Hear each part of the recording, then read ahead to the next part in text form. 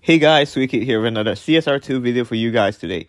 In this one, we'll be talking about Hypercar Sanctum FrankNStein.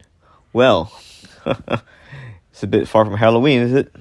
Besides the jokes, this car is a new brand to CSR2, as you can see. It's by FrankNStein Design, so be on the lookout for that. Anyway, this is one of those events which requires you to get a car from Showdown, so it's a what I call 4+1 event. So without further ado, let's get right into the lock-ins. The first lock-in is pretty universal. You more often than not, you might have a car that's already eligible.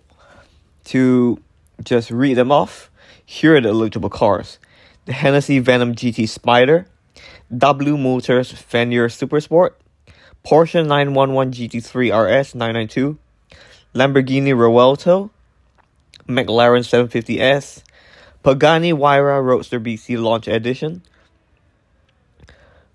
Porsche 911 Spider Y-Sock Package, and yeah, that's pretty much it.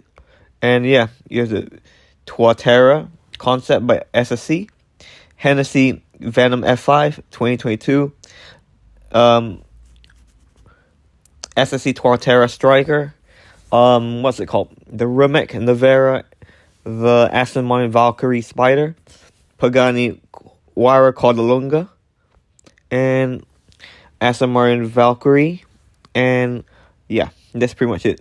There's also the Koenigsegg Jesko Absolute, which I don't have, McLaren P1, Lamborghini, Bugatti Chiron Pure Sport Profile, and the other Jesko. So that's it for lock-in 1. More often than not, you might have a car that's already eligible, so it's not too much to be worried about. Lock-ins 2, 3, 4, and 5 are interchangeable, and you can lock them in any way you want. And starting off with the KTM Crossbow GTX. This is not a very good car, even in live racing.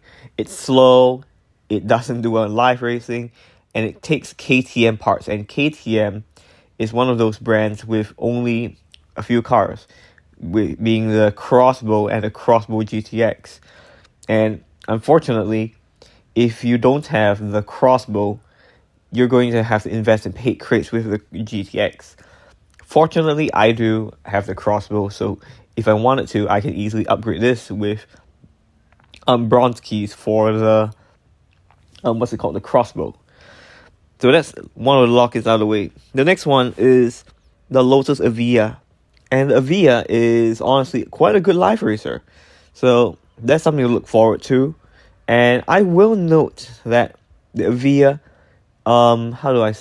takes Lotus parts. And Lotus parts are quite common, because assuming you've completed Tempest, I believe Tempest 2, you will have access to Finn's Exige 360 Cup, and you will get a lot of duplicates of that car and the Exige LF1 out of rare import. So if you strip those constantly, yes, you will have Lotus parts to put into a Evija. So keep that in mind. Of course, there are other Lotuses like the Emira and the the Evora that you can also invest in, strip, if you get duplicates, which aren't too common, to get more parts of Lotus. So that's the next lock-in out of the way. The third lock-in is the McLaren Solus GT. The Solus GT is a very good life racer. Unfortunately, I had never upgraded mine because I just didn't want to invest in paint crates for this car. But with this event, I guess I will have a reason, because I can easily open the free crates, assuming it's available for bronze keys. So McLaren parts are okay, I guess, to get. They used to be really common until Natural Motion changed up how you get McLaren parts, because previously you could buy the 570S with cash, strip that, and get parts. Unfortunately, that's not the case anymore, because the 570S is now for sale with car credits, and buying a car with car credits to strip, in my opinion, is a pretty dumb idea. So I don't recommend that in any way, shape, or form. I'd rather you just wait patiently until you get those 3-star cars from rare imports. More often than not, it's a McLaren 570S or 650S. Those are useless outside of collection. So once you have one for collections, strip the rest and you have more McLaren parts than you know what to do with, like me. And finally, the final lock-in is this, the Rimac Nevera R. And just like most showdown prize cars, it could be a good life racer. So I'm keeping my hopes up for that.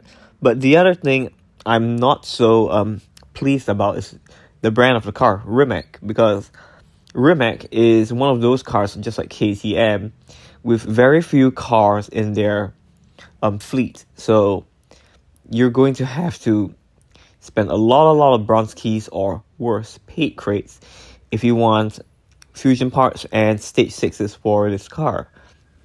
But I am keeping my hopes up because this is one of those events where there are at least 2 good life races, being the Evija and the Solus GT, possibly the Nevera R. So this event seems quite promising, and usually if the prize car is any good, that makes it a 4th good life racer. But then again, you need to keep in mind, this car is by FrankNStein Design, and as a new brand, it poses a challenge because you're not going to have any fusion parts for this new brand unless you get the car and start opening crates. And being one of those brands just like Devel and McMurtry with only one purple star car in their brand, you're going to be forced to open paint crates for that car no matter what. And it's a bit unfortunate, but that's how it is.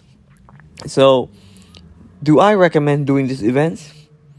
Well, if you're into live racers, this is a good event for you because, as I said, you have the Evija and the Solus GT that's on for this event, and the final prize car usually is a good live racer. Usually, I'm not saying it's guaranteed to be one, but there is a good chance it is. And of course, we're not forgetting the what's it called? Nevera R.